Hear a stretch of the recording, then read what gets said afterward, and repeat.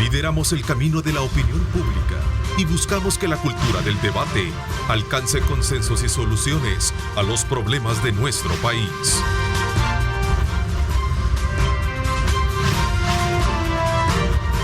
Diálogo con Ernesto López, edición especial. Son las 6 de la mañana, 30 minutos. Gracias mil por estar con nosotros en el cierre de esta semana, de este día viernes 16 de diciembre. Bienvenidos a esta edición especial. Como siempre, agradecemos a Dios Todopoderoso por darnos ese privilegio de poder ingresar hasta la intimidad de sus hogares, con el propósito de poderles llevar a ustedes, desde luego, los análisis pertinentes con temas importantes, como los que este día siempre abordamos. Saludo cordialmente a Tania Pastor. Tania, ¿cómo estás? Qué gusto saludarte, bienvenida. Gracias, Ernesto, un gusto saludarte también y por supuesto a toda nuestra audiencia. Eli Walter, aquí Marvin, un saludo para todos. Gracias también, Walter Raudales, bienvenido. Un abrazo, Walter. Aquí estamos a la orden, buenos días. Gracias, Marvin. Elar, ¿cómo estás, Marvin? Ya aquí en la etapa final del año de diciembre. Sí. Ya yo ni quiero ni hablar de política. Ya no querés hablar de política. Sí, hablemos de aquellos diciembre, como dice la canción. Me ha inundado el espíritu navideño. Anda en modo mundial, Marvin. Anda en modo mundial. Bueno, sí, la verdad que viene el mundial. La final de infarto. Hagamos un ejercicio. Sí. ¿Quién gana? ¿Quién gana? Vamos a comenzar allá. Espera. No, pues mi corazón voy con Argentina, América ¿Pero quién Latina. gana? No, Bueno, pues sí, pero bueno, mira, una cosa es que seamos, yo también soy argentina. Pero hay que estar. Sí, porque ser malinchista, no, ni en el fútbol soy malinchista, ¿no? Pero ir con Francia, yo voy con la Argentina. Es más, yo tuiteé, estoy buscando aquí. Yo voy a Argentina, obviamente, sí, claro, por la misma paridad, Argentina, identidad. Antes de la, bueno, es que hay tres cosas que uno tiene claras en la vida, y es que el mejor equipo de El Salvador es el Águila. Ya sabía yo que se iba No, a ese es mentira, no. Ese es Luis Ángel Firpo, pero el mejor equipo del mundo es el Real Madrid. ¿Cómo es aquello? Y la mejor selección del mundo es la Argentina. Eso todo el mundo lo tiene claro desde pequeño. ¿Cómo es ¿no? aquello que dicen que ni en religión, ni en fútbol, ni en política te pones de acuerdo? Sí. Así que, Ahora, bueno, yo les voy a decir una cosa. Vamos a ver, ¿qué dice Luis? Sí. Paz, dice, ahí está el pasito. Luis Amayoa dice que paz. Luis Amayoa hace malos selfies, así es que no tiene. Fíjense que una inteligencia artificial, yo tuiteé esto al principio del Mundial, decía que los que están en línea para ganar el Mundial ponía en primer lugar al Brasil, en segundo lugar a Argentina y en el tercer lugar a Francia y en cuarto lugar a España. Entonces, si se fijan, la inteligencia artificial le ha acertado bastante, porque es Argentina-Francia. Bueno, pero como ayer Google, que 5 segundos avisó del temblor nuestro, que es calificado un terremoto. Sí, hoy le llega a uno un mensaje, ¿verdad? Sí, 5 segundos.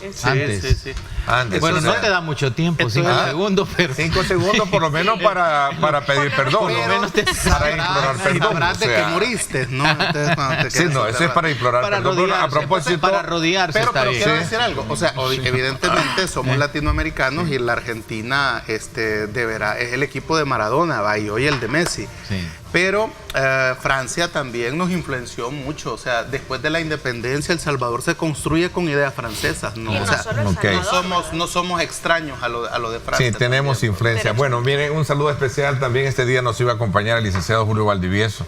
Ay, pero ¿qué pasó con Julito? Ha amanecido un poquito malo de la garganta. Es que ha estado mal en la semana, sí. ha estado Brenda. Ya le extrañamos por acá. ¿Es la edad? Sí, lo extrañamos. Lo ¿verdad? extrañamos por acá. Tenemos que cuidarlo y por eso no podíamos exponerlo, y le dijimos y le sugerimos que se quedara en casita con gorro, con calcetines, y así nos está viendo. Así es que un saludo muy especial. Hasta Francisco, pero mira, yo creo que Ernesto, hasta Francisco está de acuerdo con nosotros, ¿verdad? Que Julio se quede en casa con el gorrito. Que nos acompañe el próximo viernes. No, que Argentina, ahí está el Papa. Bueno, también está el lado crítico. Nuestro corazón con Argentina, claro. Es decir, estamos pensando que quizás va a ganar Francia, lo más seguro, pero con nuestro corazón esperando que sea Argentina quien gane. Yo creo el corazón con Argentina y los ojos en Mbappé. Mbappé. Mira, pero está el lado crítico también del fútbol, ¿verdad? Que le dicen que es el manto verde que te cubre y que no te deja ver la realidad. Incluso han aprovechado muchos gobiernos del mundo para tirar cosas difíciles de aceptar en la población en estos días, porque como todo el mundo anda en modo mundial, ¿verdad? En el caso nuestro sería las pensiones, ¿verdad? Que lo tiraron en el día del concierto de Bad Bunny, ¿verdad? Y en lo mejor del mundial también. Bueno, hablan de eso, el manto verde, el que te cubre para no ver la realidad. Así que develemos la realidad. Pensé que íbamos a hablar de los fallecidos que están enterrados en el estadio. Bueno, eso es en Qatar, ¿verdad? Qatar, también. Sí. Bueno, y acaban de haber detenciones en Europa a la vicepresidenta del Parlamento Europeo precisamente por la corrupción con Qatar. Okay. Sí. Pero Maradona tenía una frase excelente que decía: la pelota no se mancha. Entonces, el que hay un montón de sinvergüenzas, corruptos, ya sea políticos, empresarios. El fútbol es el fútbol. Vea, el fútbol es el fútbol. La pelota no se mancha. No, pero Maradona tenía un tatuaje del Che Guevara. Sí, no, Maradona era de izquierda. Maradona era de izquierda. Por eso es que en América Latina se dice que la selección argentina es la selección del Che. Alguien decía ayer, es un izquierdista burgués. No, otros dicen que la mejor izquierda es la de Messi. Sí, o sea, la de Messi. quizás un izquierdista burgués. La mejor izquierda es la de Messi. Sí, bueno. es la única que funciona en América Latina. La única izquierda. Bueno, señores, hay muchos temas que abordar este día, sin duda alguna, de lo que han ocurrido esta semana en la Asamblea Legislativa, también en los balances que se están generando a nivel de instituciones como la Fiscalía, que por cierto esta semana ordenó capturas para funcionarios en el caso Citran. También vamos a hablar acerca del rol de la Procuraduría de Derechos Humanos, que por cierto confirma que hay capturas de policías y militares, según algunos medios, involucrados en las muertes de reos. Es otro tema que vamos a aprovechar, ¿verdad? Pero también en la Asamblea Legislativa se generó esta semana, se presentó, mejor dicho, un paquete de reformas a la ley relacionada con la ley especial contra el delito de la extorsión, relacionadas con el tema de penalizar el pago de renta a pandillas. Eso ha traído consigo una serie de reacciones. ¿Qué piensan? Vamos a ver. Sí. Tienen la palabra los tres. Bueno, comenzando por lo que hablábamos de la novena prórrogas, ya escuchamos siempre las oposiciones a esta medida de la prórroga del régimen de excepción. Sin embargo, a mí sí me parece que es importante que continuemos con la prórroga, a pesar de que todas las reformas que ya se hicieron son de mucha utilidad, por una situación bien simple, y no solamente por los 15 días que nos otorga la suspensión de la garantía que está contemplada. No es la suspensión de garantías con la que inició el régimen, empecemos por ahí. Es única y básicamente la suspensión para efectos de los 15 días, el término de los 15 días, que ya no son 72 horas como el proceso penal común, el derecho de defensa y de las telecomunicaciones. Y dejemos de contar, incluso ni siquiera es de toda la población, sino que únicamente de las personas que están requisando y que están en algunos casos por sospechas. Es decir, no es una suspensión de garantías a nivel nacional, aunque por nombre lo sea, sabemos que en la realidad no es así. Sin embargo, puede ser utilizado como para criticarse, pero no puede ser retirado todavía el régimen. Me parece importante que hay muchas personas que todavía consideran que el régimen es lo que se les está dando para seguridad y que es lo que está todavía en un proceso de empoderamiento de la ciudadanía para que denuncien a los terroristas. Todavía vemos personas con temor que creen que es el régimen, únicamente el régimen, lo que les está dando la seguridad. No comprenden que es un todo de implementación de actividades planificadas, sino que es la fe en el régimen que creen, y entonces eso los empodera a seguir denunciando. Y hay algunos que dicen, si lo quitan nos van a regresar los pandilleros, pero los pandilleros ya están presos, y es mentira que van a salir en 6 meses, en 2 años, porque el mínimo por el que pueden ser condenados es agrupaciones ilícitas, y por eso no, es decir, antes no podía pasar eso, porque agrupaciones ilícitas, el hecho de ser pandillero no te llevaba a la cárcel por 20 años, ahora sí. Entonces ese empoderamiento, esa prórroga del régimen es simbólicamente un mensaje para los pandilleros, porque lo que les espera es la cárcel, y si se enfrentan a la policía, la muerte, pero también un mensaje a la ciudadanía que continúe empoderándose y perdiendo el temor. Y esto lo vamos a ligar más adelante con el tema de las extorsiones y las reformas, qué es lo que está sucediendo en el sector transporte prácticamente, y por qué todavía hay personas que están pagando esas extorsiones, porque dicen es que van a salir y van a salir pronto y nos van a venir a matar. No solo en el sector transporte, pero, Tania, también sí, por mencionar un sector. El mensaje, según la exposición del ministro, fue toda empresa, sociedad anónima, junta directiva, directivos, sí, y no recuerdo si que otras figuras más. Fíjate que ya vamos a hablar de eso más adelante, pero no me hace mucho sentido que las empresas estén voluntariamente entregándole una extorsión al pandillero, porque eso es siempre ha sido un financiamiento al terrorismo. Lo que sucede es que antes el Estado no te proporcionaba las condiciones para que tú no la dieras, la extorsión, y ahora sí. Pero eso ha sido siempre un financiamiento. Lo han trasladado al proceso penal, ya vamos a ver, porque son cuestiones técnicas por las cuales, y es necesario, y lo vamos a explicar con un caso que todos conocen.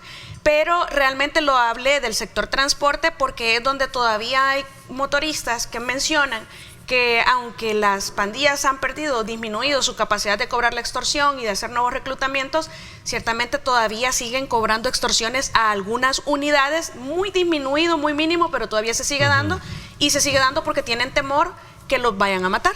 Pero eso ya no pasa. Si los capturan, tienen que denunciar. Si los capturan y están presos, no los van a regresar a matar. Pero la obligación es denunciar. Si no denuncian, pues se exponen a ser detenidos cuando aprueben esta reforma. Bueno, creo yo que el régimen de excepción, hay que decir la palabra completa, régimen de excepción, en la medida en que tú lo estás prorrogando, deja de ser de excepción. Entonces el gobierno está en tremendo problema, porque si lo continúa prorrogando, deja de ser excepción. Entonces hay un problema bien serio en el sentido de que la suspensión de estas garantías constitucionales no pueden ser eternas. ¿Y qué pasa cuando termina el régimen de excepción? Es lo que yo he venido planteando en mis análisis, que, digamos, el éxito o la validez de este régimen de excepción, si fue exitoso o no, va a ser a partir de 3 meses después que termine el régimen de excepción. Es decir, es ahí donde podemos decir si ha sido efectivo, si no ha sido efectivo o tal. Entonces, como están los datos, yo creo que se han cometido demasiadas violaciones a los derechos humanos, se ha arremetido contra los derechos de salvadoreños inocentes que todavía están presos, y hay cosas que son incomprensibles, como por ejemplo, dice un funcionario, ya liberamos 2.000. Dicen 10.000, entonces aceptan que hubo cantidad de capturas injustas, pero este gobierno, que es mucho de luces, mucho de reflectores y luces de neón y mucha parafernalia comunicacional, resulta que los libera a medianoche. O sea, pues pone la lista ahí a mano, ¿verdad? Aquella cosa injusta, y saca, estoy hablando de los capturados injustamente, o sea, los pandilleros ahí están, y que les apliquen todo el peso de la ley, etcétera. Bueno, pero el régimen de excepción, ¿verdad?, se supone que es excepción. O sea, ¿y hasta cuándo tú vas a mantener esa excepción? Si ya pasas después de mucho tiempo, ya no es excepción. Entonces, ya ahora están aceptando que va a entrar Procuraduría y Derechos Humanos a las cárceles. Tienen un problema serio, porque se arremetió mucho contra los derechos humanos, hay demasiadas personas inocentes víctimas. Esa imagen de ese salvadoreño en estado famélico, saliendo que no podía caminar, chineado, levantado por su hermano, eso es impactante, eso te parte el alma. Una persona que pasó ahí 4 meses injustamente capturado, aceptado por... Eso es el régimen de excepción, tiene demasiadas aristas de violación de derechos humanos que debería de ser ya suspendido y encontrar caminos. Además están las leyes, ya hay todo un constructo de leyes que te permiten seguir haciendo lo que hace el régimen de excepción. Hay algo que yo he venido sosteniendo y lo hemos dicho en esta plataforma, y creo que el tiempo, como decía Yacuría, se encarga de poner las cosas en su justa dimensión. El punto es el estado de excepción, Walter, tiene que seguir el tiempo que tenga que seguir para tener controladas las pandillas. Yo me inclinaría por esa, digamos, por esa opción. Pero siempre hemos dicho, y el gobierno ha aceptado, y quiero decir que así como criticamos a la procuradora, ¿se acuerdan? Cuando la nombraron y todo eso. Es que se le criticó por probidad, yo sé por dónde vas. Se le criticó por probidad, no por trabajo. Creo que es oportuno decirlo, que el papel que ha hecho con abanderar ella y decir lo que se está haciendo en relación a las violaciones a los derechos humanos, que lo hemos dicho en este panel, creo que hay que felicitarla, porque esas acciones son las que van a ir determinando que el haberla reelecto, ¿verdad?, no tiene nada que ver con lo que sucedió en el pasado, pero que hoy está haciendo una labor en un momento bien difícil. Entonces creo que así debe de ser el trabajo de la procuradora. Estas son declaraciones que dio recientemente. De hecho, siendo nueva, ha tenido el valor de hacerlo, y no el que estuvo 3 años. Acompañar a las víctimas. Ahí está, mira, crear una mesa técnica. Exacto, que aquí lo hemos dicho. Decíamos, ¿se recuerdan? Crear una mesa técnica, lo hemos venido diciendo de esto, porque el soldado y el policía andan en la calle con una consigna. él captura, él allá no puede estar negociando sos o no sos, pero te lleva a la delegación policial y ahí hay una mesa técnica con el Ministerio Público, ponele tú lo que querrás, Fiscalía, Procuraduría de Derechos Humanos, lo que sea, la policía, ¿verdad?, que tiene que decir, mire, me parece que usted, ¿verdad?, no es pandillero, y sale en ese momento. Porque lo más sagrado de un ser humano. ¿Pero si ha sido colaborador? No, bueno. ¿Deberá otra calificativo? La mesa técnica va a evitar, a lo que me quiero referir, Walter, que la mesa técnica va a evitar que pase 6 meses. Que esa gente, la fotografía que tuviste de esa persona desnutrida, que no podía caminar, cargada por su hermano, no vuelva a suceder. Eso es lo que tiene que ver esa mesa técnica. Ahora, Walter, daños colaterales hay en toda situación y todo gobierno tiene que enfrentarlos y a todo gobierno le quedan.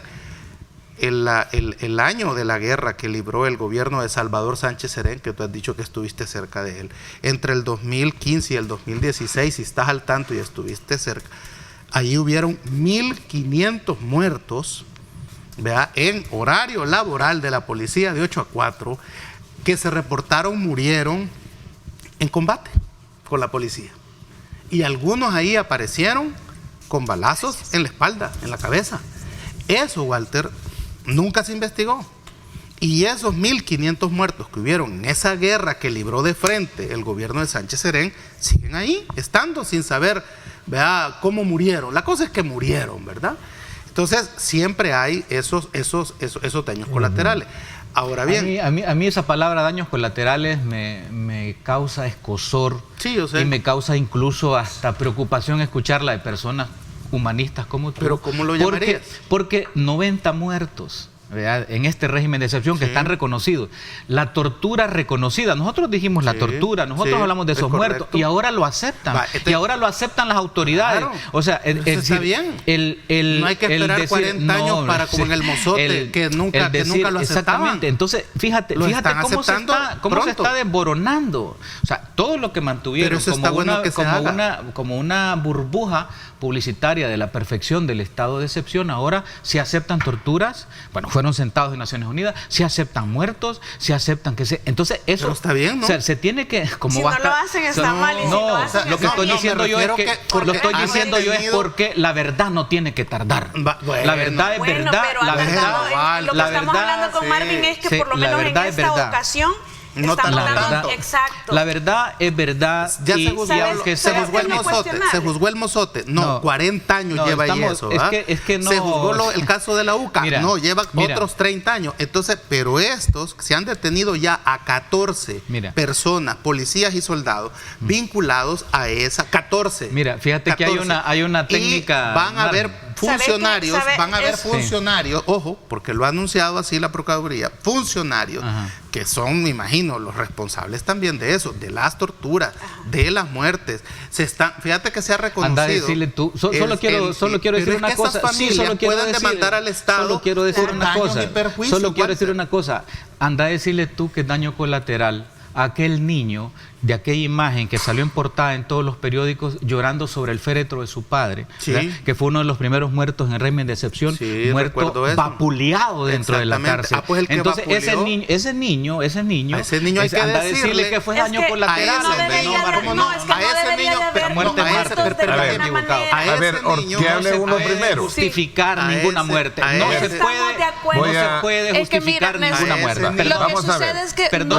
Oigamos, voy a moderar porque creo que si los tres hablan, ya nos hicieron varias observaciones. No vamos a llegar a nada. Vamos a ver, Tania. Vamos a tener un punto de equilibrio porque está mal que hayan muertos ahora bajo el régimen y que se denominen daño colateral, porque eso es. Sí. Sin embargo, son vidas humanas y no deberían de haberlas. Pero también vamos a encontrar en contraposición qué es lo que el Estado por omisión ocasionó en el pasado y con sus funcionarios corruptos. Más muertes porque los pandilleros que asesinaban a todas las personas que ahora están beneficiadas, todos esos muertos no eran 80, no eran 90, eran miles. Y esos eran también responsabilidad del Estado por no dar seguridad. Es decir, de alguna manera el Estado siempre es responsable.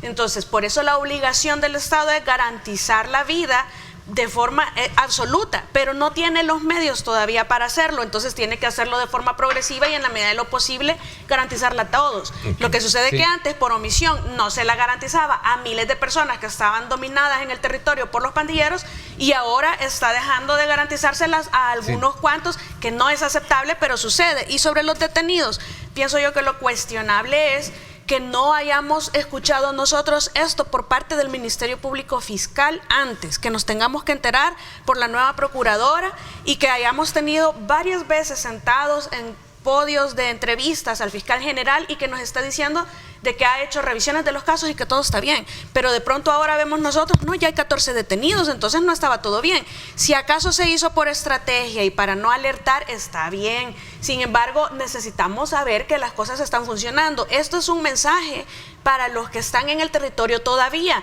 que esto es lo que les va a pasar, la detención, esto es lo que les va a pasar si abusan de su poder. Por eso es que es importante la publicidad de las acciones como esta, porque son las que sientan el precedente y dan el ejemplo para que los que están todavía afuera y los que ya cometieron abusos en el marco del régimen de excepción y los continúan cometiendo, esto es lo que les va a pasar. Si no ahora, les va a pasar más adelante. Bueno, qué interesante que aceptan fisuras en este régimen de excepción, porque antes las negaban. Qué interesante que aceptan que han habido torturas. Qué interesante que han...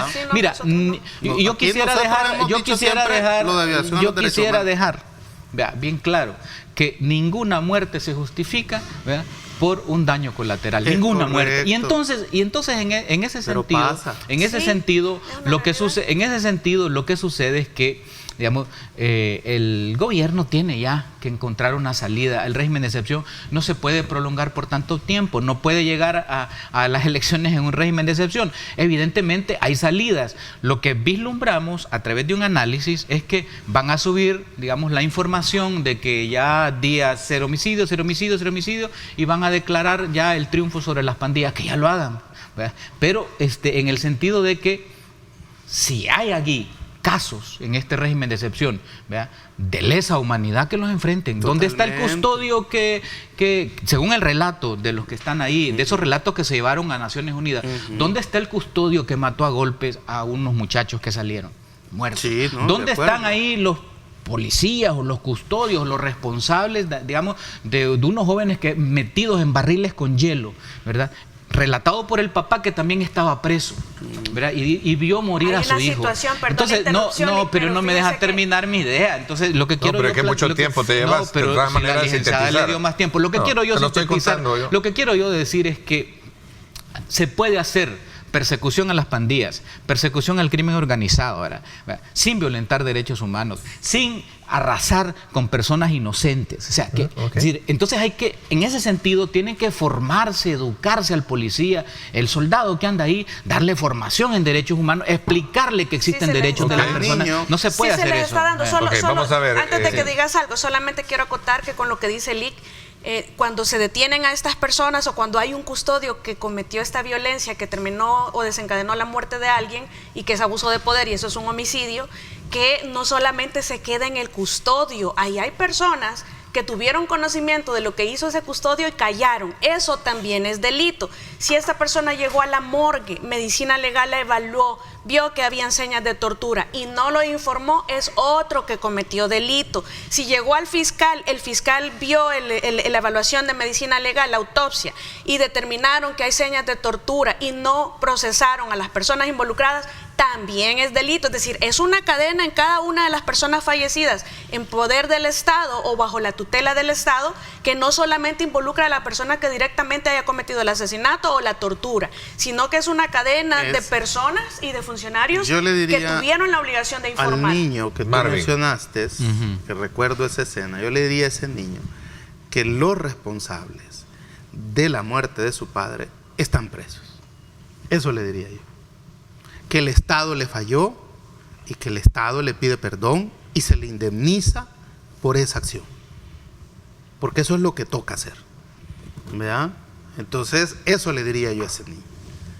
Que los responsables de la muerte de su padre están presos. Y eso es lo que tiene que hacer, eso es lo que se ha iniciado con esas 14 capturas que se ha anunciado. Van a haber funcionarios también, que eran la cadena que tú estabas diciendo.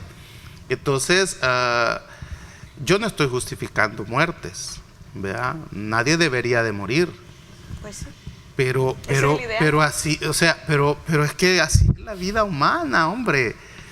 Lo que hay que hacer es, todos nos equivocamos. ¿Qué es lo que tenés que hacer? Enmendar el error y que no vuelva a suceder. El mensaje es contundente. Policía, soldado, custodio, jefe de centro penal, funcionario que viole los derechos humanos en el estado de excepción va a responder. Y agregarle también comunicador que mienta. Claro. Va, es que sí, bueno, pero ya es la ética. Hay gente capturada injustamente que tú lo ves y te lo ponen como. Nosotros lo hemos visto. Se victimiza a veces al capturado. Claro. A mí yo te voy a decir, celebro la acción y por eso yo quise decir la procuradora. Vaya, está bien, ese es el trabajo de la Procuradora de Derechos Humanos, acompañar a las víctimas, no pelearse con el gobierno, sino acompañar a las víctimas, y es lo que ella está haciendo, muy bien por ella. Sí, proponiendo una mesa técnica, es decir, no se está peleando. Exactamente, la mesa técnica, que aquí lo hemos dicho también, o sea, si no nos mirabas, eso era otra cosa, pero aquí lo hemos dicho durante el estado de excepción. Ahora, el estado de excepción le está ayudando al gobierno, el gobierno dice que sí. El ministro de Justicia, la policía, necesita esa herramienta, hay que dársela, pero no significa que vamos a avalar muertes de inocentes. Son en el tema del Comité de Tortura de Naciones Unidas han reconocido 3,000 personas que son detenidas inocentemente. ¿Qué le dijo la ONU? Algo, libérelos pues. ¿Qué está haciendo? Liberándolos. Tú decís que a la medianoche, bueno, ¿verdad? Pero los está liberando. Entonces, ¿qué tiene que hacer la prensa? Pues ir a la medianoche, hombre. Sí, los está sacando los familiares, perfecto. Los sacan. Entonces nos estamos enterando, ¿verdad? Salen ahí, salen la perfecto. Y Megavisión va y cubre eso. Entonces nos estamos enterando. Pero no te llama la atención preguntarte, porque lo hacen a medianoche, preguntarte pues. Una estrategia de comunicación. Si lo hicieran muy tempranito, entonces muy tempranito. Ya son estrategias de comunicación. No podemos dejar de muy tempranito, a las 5 no quieren hacer. ¿Cómo vas a dejar a la gente sin régimen en Navidad, en fiesta? Y voy a ir más allá, Tú sabes cuántos son los casos que deben te voy a dar una cifra, ya que te gusta. Y hay que decirle en este panel, ¿sabes cuánto es la cifra de casos a revisar? Porque posiblemente son inocentes, son 10,000 en total. Son 10,000 en total. Y eso se han comprometido a investigarlo, pues. Y hay otra cosa que debes de saber. Estas familias pueden demandar al Estado por daños y perjuicios, e incluso por las muertes. La Constitución no establece dañarles la vida. Funcionario responsable de violar un derecho reconocido en la Constitución responde personalmente. Pero eso se llama juicios ejemplarizantes para que ya no sigan sucediendo. Te voy a contar un caso. Lo contás cuando regresemos, ¿te parece? Te voy a dar tiempo. Me alegra, porque interesante. Me están pidiendo la pausa y regresamos desde luego en minutos para que tengas el tiempo y poder seguir en el análisis de esto y otros temas que hemos planteado sobre la mesa. Vamos a la pausa, gracias, 6:58.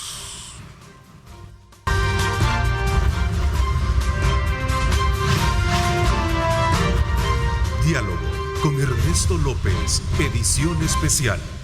Bien, continuamos entonces, Marvin, contigo. Tiempo prudencial para que todos puedan hablar, no se atropellen. Préstense la guitarra como hacen. Hoy en esta situación de investigar los paraderos y todo esto de los familiares, hay un caso, fíjate, de una familia que descubrió que su familiar había muerto hace 4 años. ¿Quién gobernaba hace 4 años?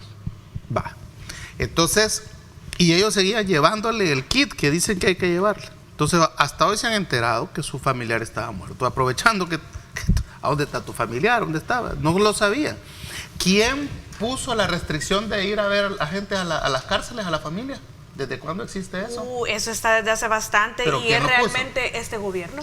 Lo puso el FMLN, empezó con el FMLN. Pero no este gobierno quedó permanente. Claro, pero entonces... Ahora está permanente y ya que tocas el tema, es importante que se revise porque los abogados, defensores, no podemos reunirnos ni siquiera con los clientes que no son parte de todo este combate a las estructuras criminales, por esa es la delincuencia común. Por esa misma restricción, esa familia no se había enterado que su familiar había muerto hace 4 años. Ahora, ¿qué es otra cosa que se ha descubierto? Que se dijo en el tema del comité de tortura, que se han ido a enterrar gente a fosas comunes. ¿Verdad? Eso hay que investigarlo también. Pero ¿sabes qué es lo interesante? Lo interesante es que se está diciendo, se dice en este panel, se dice a este nivel, ¿verdad? Y las autoridades deben de saber que va a haber una investigación tarde o temprano, Walter. Es que mira, lo importante, yo quisiera agregar este tema a propósito de hechos y de casos, que la gente tiene que hacer un esfuerzo para visualizar las contradicciones. En ese sentido, cuando ya haces un esfuerzo por visualizar, ya empiezas a tener pensamiento crítico. Mira, los policías que mataron a este joven camino al puerto, esos policías ¿están detenidos? los llevan...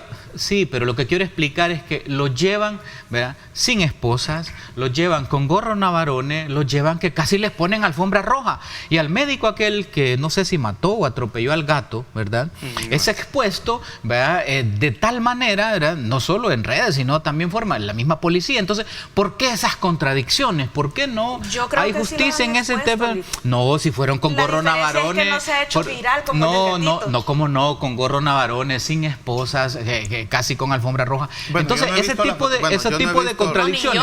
Y la otra cosa, no, claro, y si he salido, Entonces, no, me refiero que yo no he visto la fotografía con los rostros descubiertos, como los presentan habitualmente.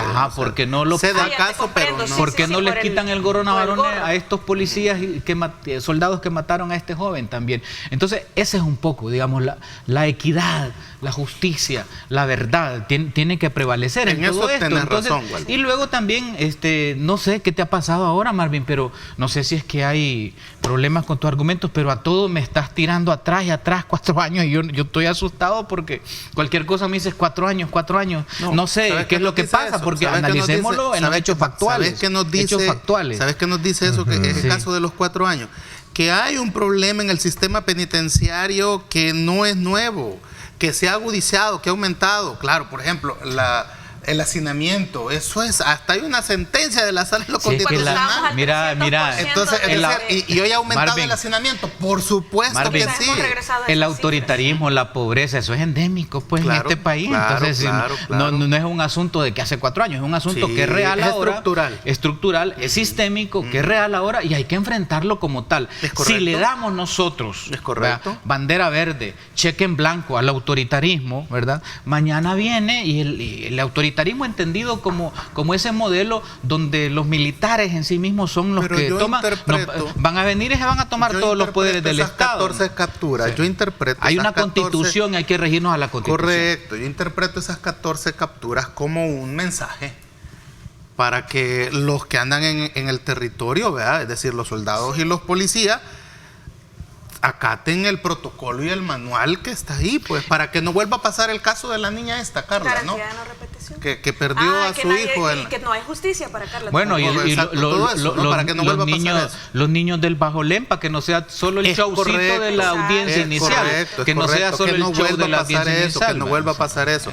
Sí. Presentar una pieza de teatro no debe de ser un delito, no debe de ser motivo de detener a nadie. Y si es cierto que hay actores malos, así es, ¿verdad?, no puedes condenarlos a todos. Ese es otro punto, hay malos actores, no puedes irte contra el arte, ¿verdad? Ellos tienen derecho a presentar, incluso hasta el mal teatro tiene derecho a existir, ¿verdad? Porque tiene que ser uno el que no vaya a ver el mal teatro, ¿no? Entonces, pero no debe, lo del Bajo Lempa fue un error totalmente. Claro, un error. Pero no fue la institución. Bueno,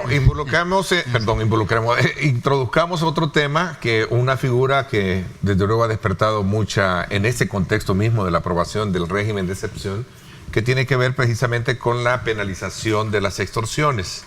A ver.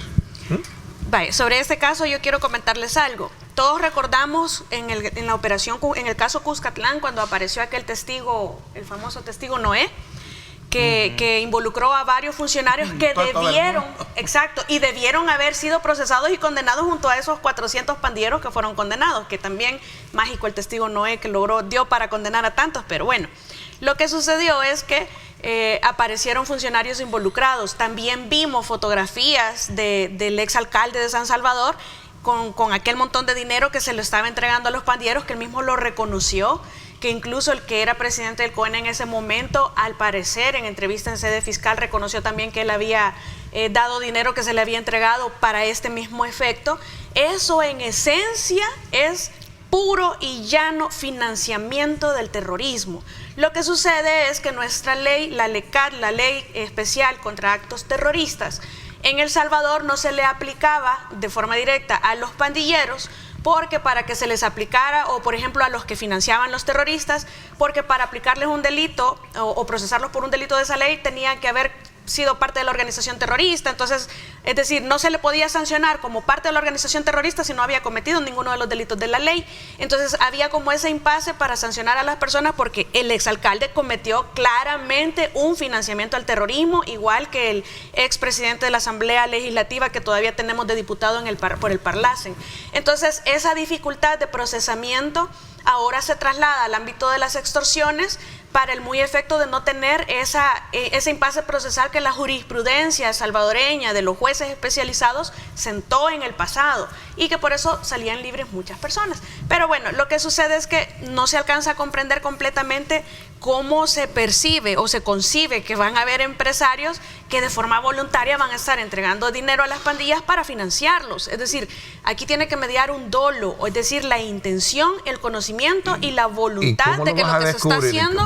Vaya, entonces, ¿cómo vas a lograr en ese, digamos, en ese espacio? Correcto. Entonces, por eso ponía yo el ejemplo de los conductores, porque ellos ya expresaron su temor que si denuncian a los extorsionistas, los van a matar, y tienen razón. Entonces, ahí es donde entra la denuncia que tienen que hacer. Ya está clarísimo, incluso ellos mismos, los que denuncian este temor, también están conscientes y aclaran que las pandillas ya no tienen la misma capacidad de recolectar la renta. Entonces, yo no soy abogado, te voy a hacer un ejemplo bien claro. A mí me esta podría ser una salvedad para que yo no me vea involucrado, me vayan a detener. Yo tengo mi tienda, pero lo denuncio, ¿sí? Sí. Pero yo tengo que, pero mientras me resuelven el problema, me tiene amenazado. Por eso tenés dos opciones. Una, ya denunciado, no ya ellos tienen que verme. Por eso, una, no denunciás y exponete a que te detengan por eso. Dos, denunciá.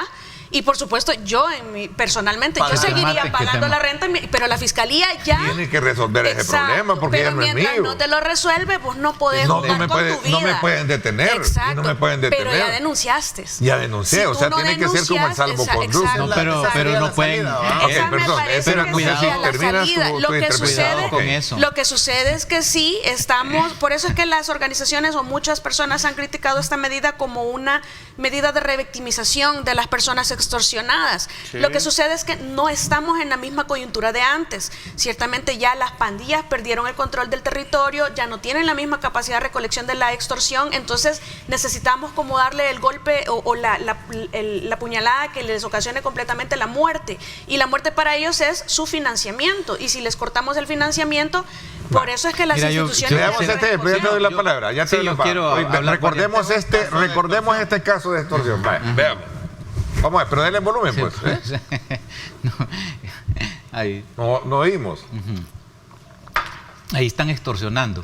No se oye. A recoger la extorsión. No tiene audio. Bueno. Sí, así ¿Qué es. llega? ¿A recoger la extorsión? Llega. No, pero ¿y por qué no busquen lo que tiene audio? Porque, bueno... No, porque como es desde la cámara de seguridad... No, pero ese sí tenía audio. Donde ella le dice... Claro, sí. También hay otro que aparece un pandillero afuera de la casa merodeando y esperando que salgan a abrirle para entregar la extorsión, ¿se recuerdan? Y después aparece detenido. Yo sí quisiera como es un debate, ¿verdad? Y estamos argumentando y pues poniendo nuestras posiciones y nuestras lecturas de la realidad. Claro. En lo que la licenciada Pastor decía de que ya los pandilleros perdieron el control del territorio, eso no es cierto. Digamos, en honestidad, la verdad, entonces no tendrían sentido los cercos, ¿verdad? Es decir, eso primero. Segundo, evidentemente, cuando usted plantea lo de Mason, hubo negociaciones, y eso es un delito. En el tiempo del FMLN también están las imágenes, pero también en este gobierno, ¿verdad? Hay audios, en este gobierno hay audios donde dos funcionarios, ¿verdad? Bueno, no solo sacan a un líder pandillero, que está reconocido esa imagen, sino que, y eso también es financiamiento a los terroristas, ¿verdad? Entonces, digamos, en honor a la honestidad, y en honor a la verdad, digamos, tiene que hacerse un juicio parejo en todo esto. Es decir, no puede ser, claro, es que tiene que ser, porque entonces estamos hablando de una, digamos, hipocresía en el ejercicio de la cosa pública. A ver, pero penalizarlo per se es la parte más neurálgica del ADN de toda la extorsión. Exactamente. No, sí, es que estoy la penalización de la extorsión. No, yo estaba hablando por las negociaciones con las pandillas donde le dan. Entonces, porque no mencionó esta parte, y esta parte ha sido fuertísima con dos funcionarios, el de tejido social y el yo estaba esperando que tú lo mencionaras. Si ella no lo mencionó ahorita, vos lo ibas a mencionar. Eso es fuertísimo. Ahora, en el caso vos solo toda la verdad porque la verdad es todos los lados, ¿verdad? De la luna, no solo uno, sino todos los lados, el equilibrio de eso. Pero mira, en el caso, exactamente, en este caso de las extorsiones, eso es un complejísimo. El gobierno ha tocado aquí, es un hilo fino tan delicado que no sé cómo lo van a manejar, ¿verdad? Porque realmente, imagínate tú. Es la primera vez que se toca la extorsión. Si tú ves las declaraciones del ministro, que por cierto yo lo tuve esta semana acá, es claro, se va a castigar, ¿verdad?, con la ley todo aquel que proporcione dinero a estos grupos. Llámese empresa natural o jurídica, pero tú lo dijiste, directivos y todo. No, ahí están las declaraciones. Entonces la gente va a estar, digamos, contra dos espadas de Damocles. Por eso es que esa espada que te esconde de un fino hilo, ¿verdad? Si no pagas la extorsión, te matan. Y si no decís, te vas preso. Así es, por eso yo le puse el ejemplo. ¿Qué haría yo o qué harías tú? Sí, bueno, denunciar, pero mientras me denuncian, mientras yo denuncio, tienen que resolverme el problema. En ese reportaje del país que todos leímos, aparece y dice el empresario: en mi teléfono tengo yo toda mi comunicación con el pandillero que me cobra la extorsión. O sea, también, perdón, pero tú no vas a tener hasta las pruebas de cómo poder llegarle a ese pandillero y estar diciendo, por una parte, porque esa misma persona dice, ya perdieron su capacidad de extorsión. Yo no sé cómo comprende el control territorial, pero en mi opinión el control lo ha devuelto hacia el Estado mismo. Pero entonces, como dice, por una parte, tengo miedo de que me maten, pero por otra parte tiene todo esto y está reconociendo que la capacidad de recolección de la extorsión de las pandillas es prácticamente nula. Es un contrasentido. Entonces, eso es lo que hay una acción que los pandilleros llaman abrir las válvulas en su jerga, ¿va? Eso fue lo que pasó, en marzo. Fin de semana, el último fin de semana de marzo, abrir las válvulas. Te puedo poner un caso en San Miguel de alguien que se había negado a pagar la extorsión sistemáticamente. Que los mataban. Ese fin de semana, y él tenía meses de no pagar la extorsión, se había resistido a pagar la extorsión. Y ese día llegaron a matarlo allí donde él trabajaba. Sí, imagínate. Entonces no hay seguridad, no hay seguridad. Del 2010, no hay seguridad, y eso es cierto, de que si a mí me notifica alguien que me va a extorsionar y yo pongo la denuncia y me niego a pagar la extorsión, no hay seguridad que un día, ¿verdad?, esa persona, esa pandilla, llegue y me mate. Sí. O sea, eso nadie me lo puede decir. Ahí está el problema. Te doy la palabra cuando regrese. Voy a la pausa, 7:16. Gracias por estar con nosotros.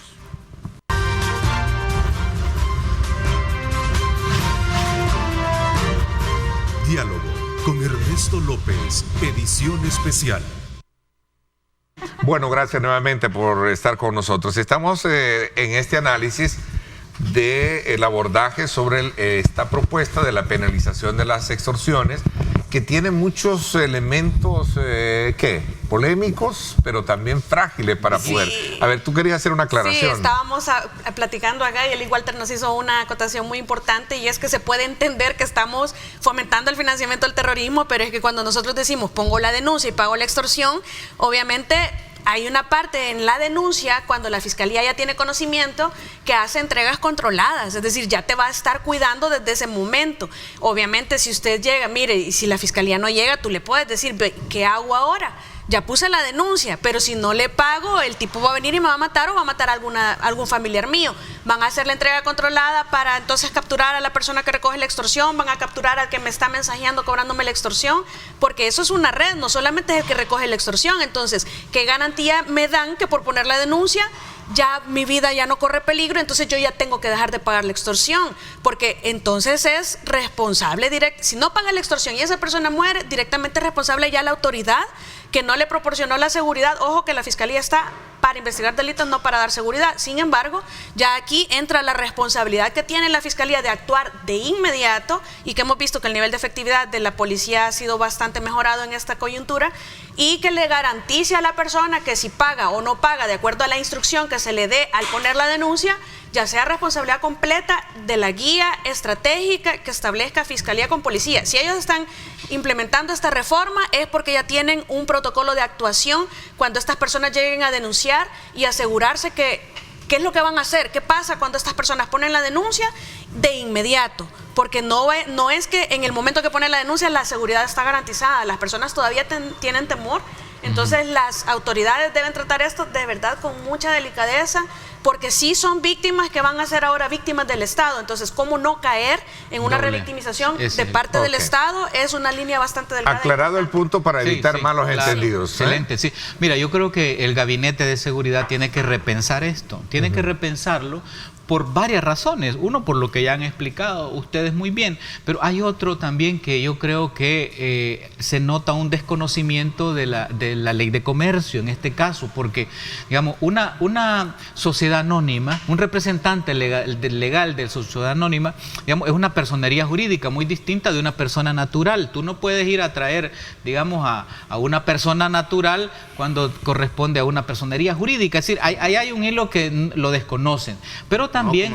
No, el representante legal responde. Sí, tú lo has dicho, representante legal, pero no te vas a ir a traer a toda la junta directiva, como dijo el ministro. Vas a traer al ministro legal. Lo que sucede es que hay una figura de actuar por otro, Código Penal. Claro. Usted es responsable. Se puede. Al representante legal. No, pero también a la directiva. ¿Y qué tal si la junta directiva acordó y le ordenó al representante? No creo yo que exista ninguna empresa que tenga en su acta, sí, paguen la extorsión para que entre el carrito a la zona. Pero bueno, no, bueno, habría que detectar cómo está en la declaración. Pero es decir, yo creo que tienen que repensarlo, porque no se puede revictimizar. Pero además hay un elemento importante que yo trato de entenderlo en un análisis. Lo que estoy queriendo buscar es esto, y creo que aquí es donde se han equivocado. La lógica sería, bueno, comunicacional, porque si la gente ya no denuncia, ¿verdad?, a la Fiscalía, van a bajar las denuncias de extorsión. El gobierno va a tener elementos para decir otro día con 0 denuncias de extorsiones, aunque digamos en la plataforma de las comunidades va a andar eso dándose. Entonces es peligroso que mute este delito de la extorsión por quererlo solucionar, por querer resolver un asunto y por quererlo volver comunicacional, mute, y después la extorsión sea ya más subrepticia, más subliminal, más por abajo. Entonces yo creo que tienen que repensarlo, buscar otra forma. La ANEP se ha pronunciado con aspectos muy puntuales. Creo que hay una declaración. Sí, lo que sucede es que cuando ya te metes con directivos, te metes con los empresarios y no con el conductor. Y tiene razón el director de la ASI, el señor en ese sentido, el presidente de la ASI, tiene razón en el sentido de decir, ¿cómo quedamos aquí nosotros las empresas, verdad? Porque yo tengo entendido que hay zonas donde muchas empresas tenían que pagar la extorsión para que entraran sus carritos distribuidores, y estaba todo ese sistema, digamos, organizado. Entonces, ¿le va a dar custodia a los soldados y la policía para entrar a esta zona? Esa es la pregunta. Y se va a mandar, ¿me entiende? Eso es cierto, el cable, el internet, las telefonías, el agua, y muchas empresas pagaban para poder prestar el servicio, y en algunas comunidades ni siquiera cobraban ellos, sino que eran las mismas estructuras. Lo que sucede es que nosotros como ciudadanía normalizamos que esto sucediera y creímos que esto no iba a cambiar nunca. Entonces lo que me parece que el trasfondo es cambiar esa normalización que hemos hecho, esa interiorización de que ese era el estado normal de cosas, hacia el que ahora el territorio es del gobierno, que ahora el control lo tiene el gobierno de regreso, y entonces su obligación ciudadana es denunciar. Yo creería que las denuncias van a incrementar por extorsión, porque si decrecen, entonces allí sí, de forma voluntaria se están metiendo en problemas los empresarios, porque lo que no debes de hacer es dejar de denunciar. Ahora, lo que hay continuar ahora, en la normalidad lo que hay ahora, y lo hablaba extorsión. con el fiscal general esta semana, lo conversamos, es que se ha elevado a la categoría de mejor confianza de la población hacia el tema de la denuncia. Antes no existía. Había una desconfianza, entonces se ha logrado capitalizar. Solo esto, perdón. no denunciar, porque todos sabemos también que antes en la policía de la localidad no era el mejor lugar para denunciar, porque a veces estaban coludidos con los mismos pandilleros. Es mejor ir a la Fiscalía Central y poner la denuncia allí, porque pues todavía puede estarse dando esa misma situación. Entonces hay que prevenir. Esas son cosas que no se saben. Si denuncias en otro lado, digamos, no es procesable. No es procesable porque... Pero mira, tienen que coordinar eso las autoridades. Un elemento, ¿por qué no es procesable? O sea, si por la jurisdicción. Si no te toman la denuncia, te mandan a la jurisdicción que corresponde, pero mejor en la Fiscalía. Pero solo un elemento, vaya, el régimen de excepción que estableció doña Xiomara Castro de Celaya en Honduras es un régimen de excepción contra los extorsionadores. Entonces, yo creo que deben de estudiarlo, así como ellos estudiaron el régimen de excepción de aquí, estos estudian el régimen de excepción de allá. ¿Cuál es la cosa? Es decir, una denuncia ciudadana masiva contra los extorsionadores y hay unas capturas masivas contra extorsionadores. Y ahí, por supuesto, contra pandilleros, contra cuello blanco, contra todo. Interesante, pero no se penalizó, digamos, a la persona que están extorsionando. Al contrario, le dicen a la persona que está siendo extorsionada, denuncie por estos canales y nosotros caemos inmediatamente. Entonces, hay un régimen de excepción en Honduras contra la extorsión en esa lógica, pero no penaliza al extorsionado, pues, porque entonces... Yo creo que si comenzamos a ver más detenidos que son extorsionados que extorsionadores, ya estamos mal. Se puede decir que fracasó esa ley. Si empezamos a ver que matan gente porque no paga la extorsión, entonces también fracasó. También fracasa la implementación de o sea, el punto es, si no se, digamos, es preocupante que se estén viendo estructuras de policía ya metidos en delitos, ¿verdad? Ya van hallando dos estructuras, ¿verdad? Es preocupante, pero es bueno también que los estén capturando. Lo que pasa es que no sabemos si hay más. No, por supuesto que entonces, hay más. Tú mencionabas algo que todo el mundo tenía claro, que había policías coludidos con las pandillas y que son los que les avisaban si vos ponías una denuncia. Bueno, hasta el ministro de Defensa dijo que estaban infiltrándose, ¿te acuerdas? En una declaración. Entonces, el punto es, y esos policías, porque yo hasta ahorita no he visto que se haya capturado policía por estar coludidos con las pandillas por el tema de la extorsión. Se ha capturado policía porque se les acusa de ser pandilleros. Pero todavía esos vasos comunicantes... Hace falta todavía. Vea, que se sepa, no sé si existen, si ya se desactivaron o si se han, digamos, quedado en suspenso. Porque el punto básicamente es ese. Pero fíjate de que hay empresarios también, y yo no los condeno a todos, pero algunos preferirán, es más fácil seguir pagando el poquito de 20% de extorsión que todavía se cobra. Es más fácil pagar eso que hacer todo el aparataje de ir a poner la denuncia, proporcionar las pruebas, porque todo después eso. Va a ir un juicio, ¿va? Exacto, y en entonces te toca ir a declarar. Entonces sale más fácil, más práctico seguir pagando. Entonces esa comodidad es lo que se pretende, es uno de los puntos que imagino que se pretende modificar o mejorar con esta reforma, evitar la comodidad y evitar la normalización que se tenía. el número para la denuncia que creo que tienen ellos. El 123 creo, ¿sí? Bueno, y mira, qué interesante a Marvin, que le gustan los números y que estudió pero eso antropología es anónimo. Cultural. Cuando es de extorsión y se tienen datos, eso debe ser ya con individualización, con proporción de información, y es mejor ir a la Fiscalía Central. Bueno, a propósito de datos y de comparaciones que hizo Marvin, estamos a un pelito así de llegar al mismo cantidad de capturados que de bachilleres graduados este año. Es decir, estamos a punto, ¿verdad? Si son 56,000 capturados en el régimen de excepción, estaríamos llegando a bachilleres 65,000. Si llegamos a ese nivel, ¿verdad?, de graduados de bachiller a capturados, entonces estaría en cuestionamiento el sistema educativo, etcétera. En todo un asunto cultural y un proceso. Imagínate. Mejorar. No, claro, es una decir, bueno, porque entonces, a mí me da vergüenza que el dato sea igual de graduados que casi. Entonces, el país colapsamos en educación. Yo voy a ayudarte más en tu argumento. Es que el sistema, el aparato productivo agrícola del país y el sistema educativo están en crisis. Claro. Bueno, entonces, o sea, eso es una cosa que hay que atenderla lo más pronto posible. La agricultura y la educación. Bueno, y hay una tendencia. Bueno, y hay nuevo ministro de Cultura. Yo veo un nuevo ministro de Agricultura, ¿no? Sí, o sea, ya van 4 ministros. Sí, eso es un indicador. Y cuando ves las encuestas, el ministerio peor evaluado es el Ministerio de Agricultura. Pero entonces, hay una crisis. Bueno, que hay una crisis del aparato productivo agrícola. Hay una crisis. Y no se ha querido entender, fíjate, que la salida de este país, la salida económica, es la agricultura. No, y también el único... Agricultura y educación deberían ser como Solo hay base dos, estructural de toda la pirámide. Solo hay dos, digamos, instituciones que la Corte de Cuentas en este periodo gubernamental ha, digamos, exhibido públicamente. Uno es el Ministerio de Agricultura y otra es la entrega de los $300, ¿verdad? Pero el Ministerio de Agricultura fue señalado por Corte de Cuentas y con ese informe se le pasó a las CICIES y fue que vino pues toda la crisis y a la Fiscalía y vino toda esta gran crisis que pasó con haberle comprado en el estado de Sinaloa, se compraron pues aquellos granos, etcétera.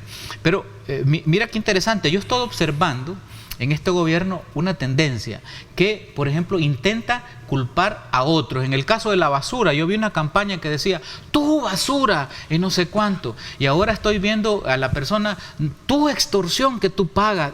O sea, calmado, o sea, no vayan a salir después acusándonos de cualquier otra cosa que nosotros somos responsables de que tú que no sembraste los granos. El sector privado ya se pronunció, o sea, entonces, lo que quiero decir es que cómo en el tema de extorsión tiene que analizarse bien ese tema. Claro, y tienen que entenderlo. Yo pediría que lo repiensen, que repiensen ese tema de la extorsión. Okay, ¿en qué sentido? Yo sigo pensando esto. Si el gobierno necesita controlar más el tema de la extorsión y cree que esa es una medida, ¿verdad?, que le va a ayudar, que la aprueben. Pero el punto es que, vuelvo a decir, si vamos a estar viendo más capturados que son los extorsionados, si vamos a estar viendo que matan gente, eso, Walter, entonces en la próxima asamblea hay que derogarlo. Sí, pues sí.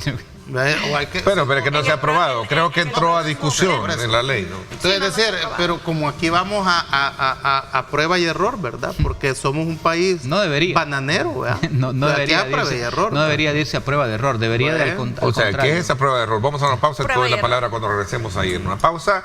7:32, gracias por estar con nosotros.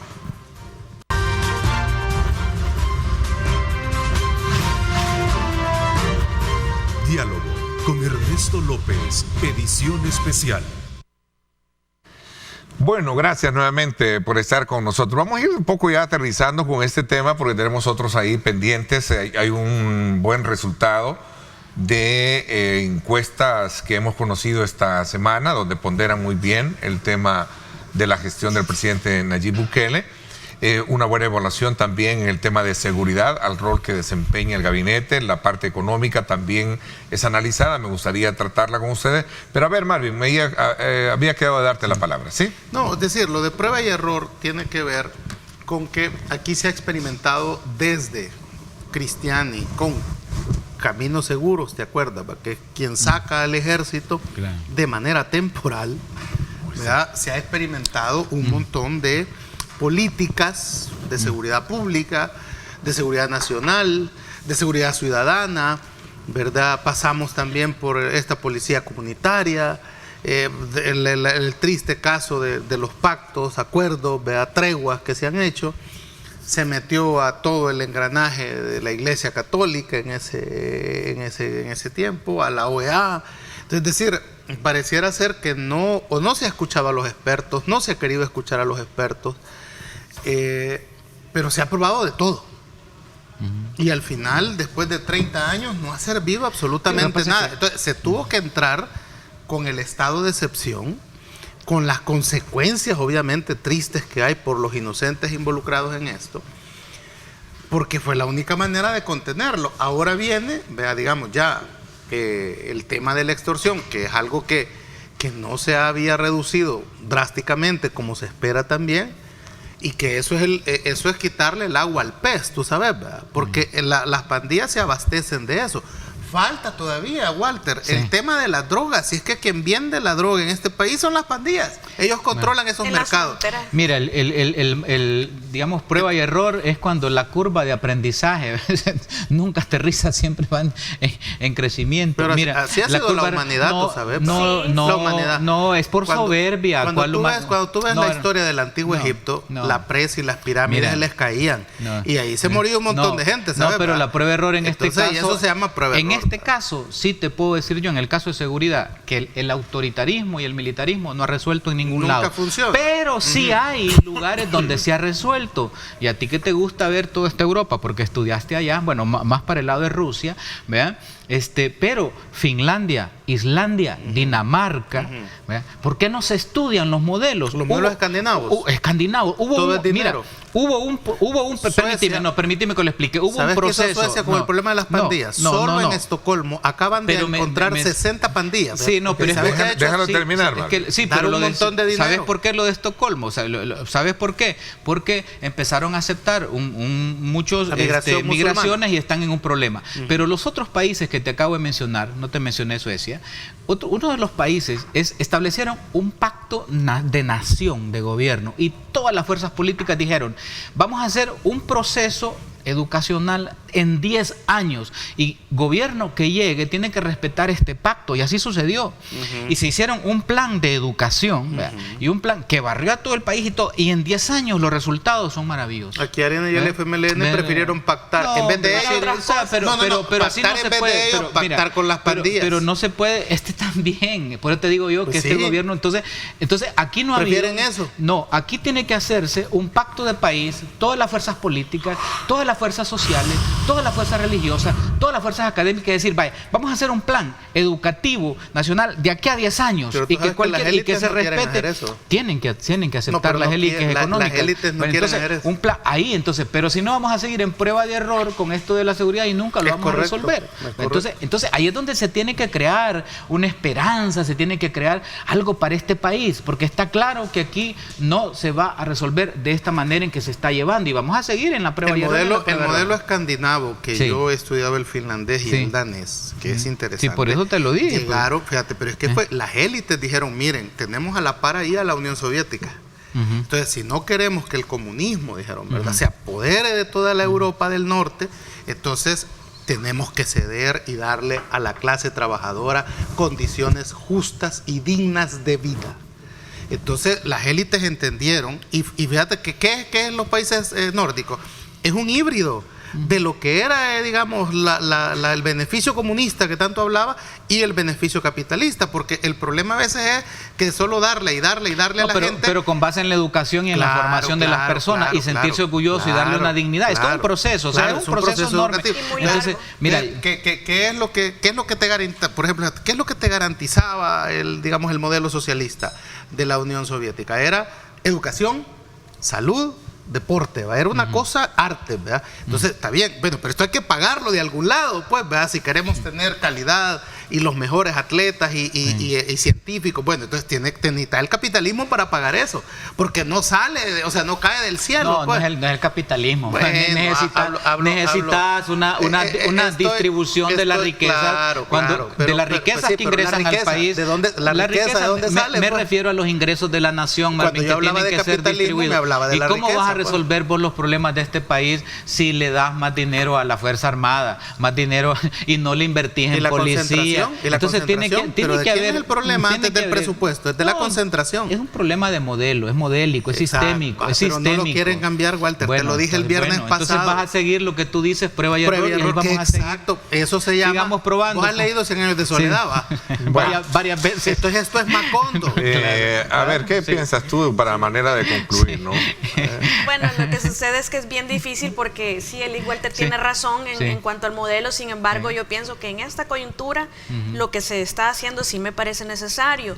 Lo que sí que tiene que verse simultáneamente la parte preventiva. Yo creo que en eso todos estamos de acuerdo, porque como lo hemos repetido muchas veces en este panel, la educación y la agricultura son las bases de una mejor sociedad. Hay personas, y con mucho respeto lo voy a repetir, que sobre todo en la academia, que se espera y se exige y se indignan porque las personas que están aplaudiendo las medidas de seguridad, porque son las personas que están realmente liberadas de los pandilleros, no somos nosotros, sino que son ellos, y solo ellos saben cómo se sienten, no le podés exigir que te entienda qué significa la palabra democracia en la Constitución, qué te significa la palabra independencia de poderes en la Constitución, qué significa el autoritarismo.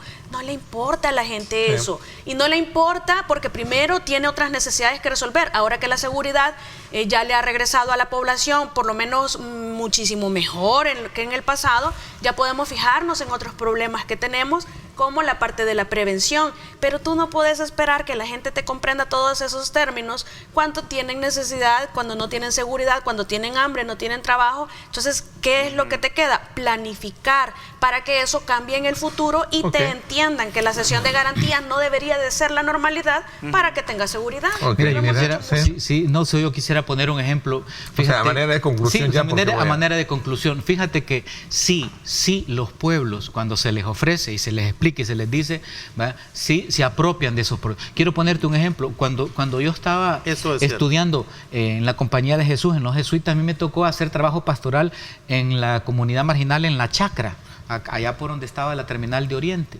Y fíjate que un día, bueno, yo vivía ahí, vivimos ahí dentro de La Chacra, una comunidad de compañeros, y un día, escuchaban por supuesto música guapachosa, era una misma radio y parecía cadena, para la gente, ¿verdad? Y yo decía, y un día, no sé qué pasó, que se fue la luz, y había un señor que tenía un tele con una batería, y solo se veía Canal 10, y Canal 10 tenía un concierto, y eran unos violines, ¿verdad? Y aquellos niños y aquellos jóvenes y mucha gente de la comunidad nos reuníamos ahí cerca del Chorro, en La Chacra, y yo, mira, aquello era un lleno total enfrente a ese televisor que el señor lo sacó al pasaje, y estaban, pero así, completamente idos escuchando aquel violín. Entonces yo, pero idos, y se echaron el concierto. Entonces yo concluí ahí ese día que la gente es porque no se le ofrece. Si tú todo el día le pasas ofreciendo cumbias del Chicle se me pegó, o Carmen, ¿dónde está la cadenita? Todo el día, si todo el día le pasas poniendo eso, pero si de repente le pones un concierto, ¿cómo no le pones un concierto? La gente dice, lo están escuchando, se están apropiando. A mí me derrumbó ahí en mí una cantidad de categorías, preceptos y prejuicios sobre las personas. Yo creo que sí, si a la gente se le ofrece una posibilidad, sí se puede cambiar este país. El ejemplo en Dushanbe, en capital de Tayikistán, lo ves más claro eso que tú estás diciendo. No ven los niños ni la gente del pasaje el concierto. ¿Sabes qué tienen esos niños? Ellos tocan el violín. Bueno, imagínate. Eso es lo que hizo Budamel, se llama, el de Venezuela, ¿verdad? Que hacía imagínate qué hermoso eso. Uno de los orgullos de la época soviética en Tayikistán es que los niños todos pueden tocar un instrumento. Qué belleza eso, qué belleza. Entonces, no es que lo miraban, ellos ejecutan eso. Entonces, hacia eso hay que aspirar. Bueno, eso sería una maravilla, una maravilla que pudiera. Y tenemos ejemplos, mira, en esta escuela de talento que está llevando ahorita, tienen una de premios a nivel mundial. Sí hay posibilidades y sí tenemos aquí, digamos, recursos en personas y tenemos seres humanos brillantes, maravillosos, ¿verdad? Que yo creo que la solución no solo pasa por la bota militar. No, sí, la solución no es la bota militar, la solución es el cerebro. Es correcto. El cerebro, la inteligencia, ese es el punto, creo yo, pues, ¿verdad? Desarrollar el neocórtex, ¿verdad? Que es el que nos hace interpretar, tener la lógica y el raciocinio. El problema, Walter, es que el 85% de los humanos somos más emotivos y ponemos a trabajar más el cerebro reptil que la neocorteza frontal. Claro. Y eso, cuando gobernás, es una realidad. La gente es más emotiva. Se mueve a la emoción. Por muy educado que seas. Por muy educado que seas. Ahí sí no hay tal que lo ves con el fútbol, por ejemplo, ¿no? Claro. Lo ves con el sexo, ¿va? O sea, es decir, es la parte reptil. Mira, tenemos otros temas. Vamos a ver también si en esta parte que ya nos queda. Son pocos minutos, ¿no? Estamos a 15 minutos. Vamos a la pausa, ¿no? Y regresamos con más.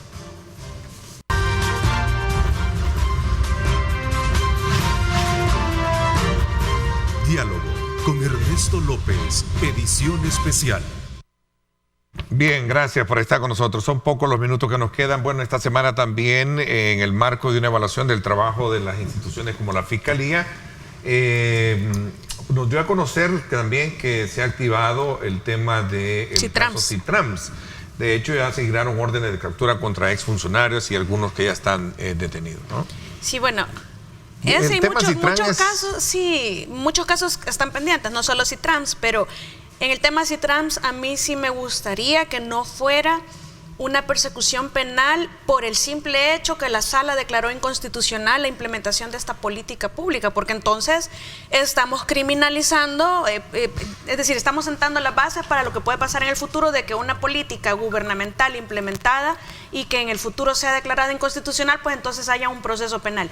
Si en el marco de las negociaciones o de la implementación de esta política hubo negociaciones ilícitas, hubo cohechos, hubo corrupción, malversación de fondos, hubo trampas en la licitación, todos sabemos que eso ha sido como la historia de El Salvador, el diario vivir, entonces allí sí deben ser procesadas estas personas, pero no por la implementación de la política pública que después fue declarada inconstitucional. Es que, mira, bueno, también no ibas conozco a comentar, sobre el CITRAM. Mira, yo quiero decirles que voy a hablar con propiedad de ese tema porque lo conozco un poco a fondo, y yo en su momento le expuse a los responsables que iban a tener problemas futuros. Por lo de la asamblea, la concesión del tema. Futuro, sí, porque en un espacio público tú no lo puedes usar, disponer para una empresa, en este caso privada. Entonces, el CITRAMS, que había un grupo alrededor de Alba Petróleo, un grupo de empresarios del transporte, se constituyeron, ¿verdad?, en varias empresas, estaba Subes, etcétera, y eso, entonces, claro, donde están las terminales del CITRAM, digamos, es espacio público, digamos, ¿sabes? Entonces fueron construidas por el MOP. Pero ¿cómo es que el Ministerio de Obras Públicas construyó unas terminales que van a ser para una empresa privada? No conozco, digamos, la acusación de la Fiscalía. Puede ser, pero en ese es el tema central. La concesión de un sistema privado. Y ahora este gobierno tiene que pensarlo, porque está haciendo muchas cosas violentando la Constitución en ese mismo articulado, ¿verdad? Que después lo retoma la sala. La sala, licenciada, lo que hace es que dice que el carril segregado no podían hacerlo también para una empresa privada, ¿me entiendes? Porque entonces ellos declaran antes pasar por la aprobación de la asamblea, que tenía que pasar por la asamblea, pero no se tenía la correlación en ese momento. ¿Verdad? Entonces, claro, pero el proyecto CITRAN como tal es un proyecto novedoso, funciona en Bogotá, funciona en Guatemala. Bueno, si aquí lo decíamos, ¿te recuerdas cuánta gente se beneficiaba de venir rápido desde Soyapango? Media venían en 30 minutos. Yo conocí a algunos del CITRAN y decían que movían entre 30,000 y 40,000 diarios, personas diarias. Este caso me recuerda esta frase que dice, no hay que hacer cosas buenas que parezcan malas, ni cosas malas que parezcan buenas. Creo que eso es lo que estoy de acuerdo. Porque, mira, CITRAN yo lo usaba, fíjate. Pagar 33 centavos. Si tú me decías, si tú venías con eso. Pagar 33 centavos desde Metrosur hasta la terminal de Oriente. Sí, claro. Y la velocidad. Iba seguro. Y en 5 minutos. Bueno, entonces, no tenían aire. Hoy que se ha quitado el CITRAN, ¿cuánto te cuesta un Uber de esa misma zona a la $5? Y el bus para San Miguel te cuesta $5. O sea, te cuesta igual llegar a la terminal que llegar a San Miguel. Bueno, pero tú lo resumes muy bien. No hagas cosas buenas que parezcan malas, ni cosas malas ni cosas malas. Debió haber pasado eso por la asamblea. Mira, y en el pasaje había un seguro, fíjate, que si te pasaba algo adentro del bus, estabas asegurado. Lástima grande. Por eso es que hay que hacer la separación de la política pública implementada contra la corrupción que pudo haber habido. No ponerlo en política, lo que pasa es que todo me lo está tirando a la pasada. El caso CITRAN es que debería de comenzar en San Martín y terminar en Santa Tecla o Lourdes Colón, claro. Y debería de comenzar en el aeropuerto, ¿verdad? Hasta el Paisnal o Nejapa, pues, o sea, hacer esa gran cruz en lo que se llama el Gran San Salvador. En los lugares civilizados. Porque la estructura nos la han dejado ahí, estorba pues pero lo que debería de hacer el gobierno es retomarlo, pues, o sea, y ya con la asamblea concesionarlo y hacerlo legal todo. Hacerlo como debió hacerse. Como debe hacerse, no dejarlo tirado ahí, pues, porque ese es un préstamo, ojo, que se ha hecho, que costó $50 millones. No, 30 millones. 30, gracias. Con una empresa brasileña. Resultados de sondeo de LPG Datos, hubo también evaluaciones positivas para la gestión del gobierno del presidente Nayib Bukele. Sí, lo hemos... Ya en realidad lo hemos conversado muchas veces, de la efectividad es innegable, por eso es que yo hablo mucho del de la efectividad de las medidas implementadas, por lo menos en el término de seguridad. Y lo reflejan las encuestas. No es que lo vengamos a decir aquí porque nos agrade o porque queramos aplaudir, sino que es una realidad que se verifica en el terreno. Y eso se ve reflejado en las encuestas, incluso las encuestas que son de las oposiciones, o por lo menos de los periódicos que también han sido bastante críticos contra el gobierno. Y es una realidad. Yo creo que no podemos seguir negando la efectividad de la implementación de todas las medidas de seguridad que está ejecutando el gobierno, y que la aprobación, consecuencia de ello, así como la efectividad que se tuvo en el manejo de la pandemia en su momento, pues le está generando réditos electorales. Yo creo que el gobierno que ejecuta buenas políticas y que no hace alarde de ello, pues está cometiendo el error que cometió el FMLN en el pasado, cuando en verdad hizo obras y no las comunicó. Y no ahí es yo no Marvin. sé, ahí están. Yo no fui. No, yo me distancio. Bueno, porque te voy a decir que de nuevo te agarró. Yo no lo estoy. Yo no fui, digamos, funcionario, digamos, de nivel, ¿verdad? Miren, fíjate que con las encuestas hay dos cosas. Yo creo que hay que siempre ponerlas en su relatividad. La encuesta de la Fundación Ungo es interesante porque explica básicamente como tema principal ya no la seguridad, sino la economía. ¿Sí? Claro. O ya te podés fijar en la economía porque tenés seguridad. Sí, y antes era la seguridad. La seguridad. Claro, entonces ha cambiado, fíjate, ha cambiado, que podría Porque leerse como, mira, está controlada la seguridad, Sí. pero en la economía es grave porque me llamó la atención, más del 50% le dice a esta encuestadora de la UNGO que más del 50% se han endeudado para ir saliendo en el día a No, sí, día. también la LPG creo que también lo menciona. Es fuerte, ¿verdad? Y desde antes la UCA. Y entonces, desde antes la UCA. digamos... Ahora el reto del gobierno quiere decir que es la reactivación La económica. reforma fiscal. Bueno, sí, porque hay dos temas ahí fundamentales, ¿verdad? Uno es la inflación, que es el alto costo de la vida. El otro es el desempleo, es decir, está afectando a los hogares salvadoreños. Y también, si no se le pone atención a eso, bueno, ¿qué va a pasar? Porque se está todavía esperando el pago para enero de estos eurobonos, ¿verdad? Entonces, el gobierno los va a enfrentar, el gobierno va a entrar en un impago, o el gobierno va a entrar. ¿Qué pasa en la economía nacional? Acabo de leer esta mañana que la CEPAL y los organismos económicos están diciendo que va a haber una contracción mundial y que en El Salvador no va a crecer más del 1.5, el 23. Entonces, la economía es fundamental y hay que ponerle atención profunda a ese tema. Definitivamente. Y Es eso es correcto. lo que digo. Las dos Marvin. encuestas de Fundaungo y LPG Datos nos hablan del tema económico. LPG Datos va también por el tema electoral, que creo que para eso habrá tiempo. Es interesante los datos electorales que arroja, ¿verdad?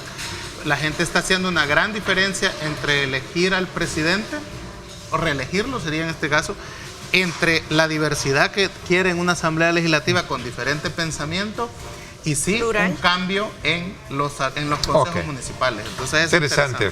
Hay una parte de análisis de los partidos que no nos quedó tiempo. Si quieren Sí, la podemos para el próximo abordar viernes. el próximo viernes, ese tema. Mira, el Me parece gobierno interesante. le hubieran subido el impuesto al alcohol y al tabaco. En la víspera Tuviéramos de la Nochebuena, mejor ingreso ahora en Navidad. Pero el otro viernes hay que venir con gorrito de Santa Claus. Sí, Ah, ojalá sí, que yo venga el creo que licenciado va a dar el Valdivieso. No, pero aunque el licenciado Valdivieso creo que va para Cancún. mira, yo ¿verdad? creo que a propósito de lo que dijo los impuestos, habría que ponerle ¿Una reforma fiscal? un impuesto a las grandes fortunas y que pague el petróleo del petróleo de lo que es el combustible aéreo. No sé por qué está exento. Porque nosotros tenemos que pagar el impuesto en el galón de gasolina y el combustible Sentencia de la Sala de lo Contencioso Administrativo. Bueno, Ahí va a tener el gobierno Ya lo más vamos a ingresos. discutir el vamos otro a viernes. discutirlo. Te agradezco, Sí. Walter, Gracias. también a ti, Marvin y Tania. Gracias nuevamente. Feliz fin de semana a la gente. Que la pasen ¿Sí? bien. Ah, sí. Bueno. Ya tuvieron el aguinaldo. Sí, ¿verdad? Sí, no vayan a gastarse, cuídenlo. cuídenlo, Tenemos que cuídenlo. cuidar el aguinaldo. Aquí ahora ahorrar. tenemos más fallecidos por accidentes de tránsito Sí, debido hay que a ahorrar. hay Y ahorrar. que el partido y la mundial no les haga olvidar la realidad el y domingo. que viva Argentina. Que gane Messi. Bueno, definitivamente. Gracias. Por mi parte, esto es todo por hoy. Pásenla bien y como siempre recuerden lo más importante, amar a Dios sobre todas las cosas. Lideramos el camino de la opinión pública y buscamos que la cultura del debate alcance consensos y soluciones a los problemas de nuestro país.